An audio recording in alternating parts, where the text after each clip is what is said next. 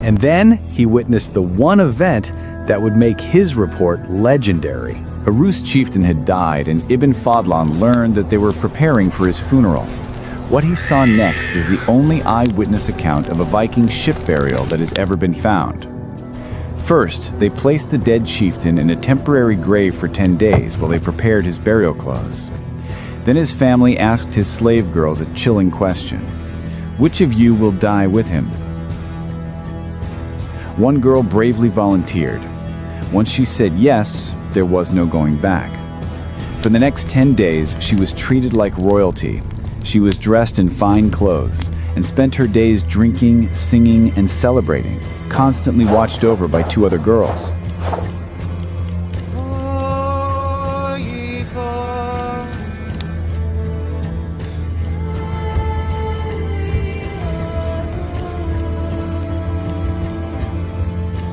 On the day of the funeral, they pulled the chieftain's longship onto the shore and built a wooden frame around it. On the ship, they placed a lavish bed covered in Byzantine silk. Then an old woman arrived. Ibn Fadlan describes her as a witch, thick-bodied and sinister. The Rus called her the Angel of Death.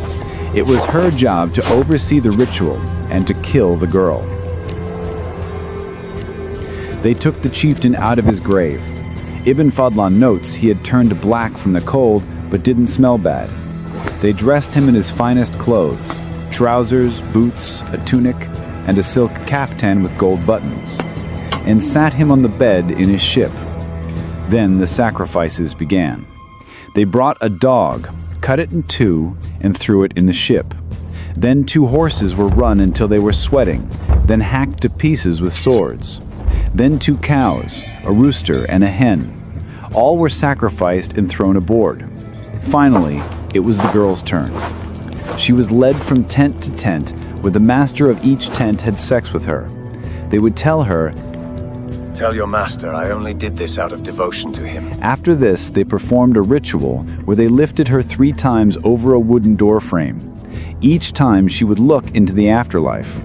The first time she saw her father and mother. The second, all her dead relatives.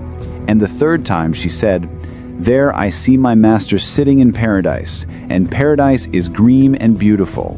He is calling me. Take me to him." They led her to the ship. She took off her bracelets and gave them to the Angel of Death. Men handed her a cup of mead. She sang a farewell song and drank it. She was given another, and then another. The old woman urged her to drink quickly and join her master. By now the girl was dazed and confused.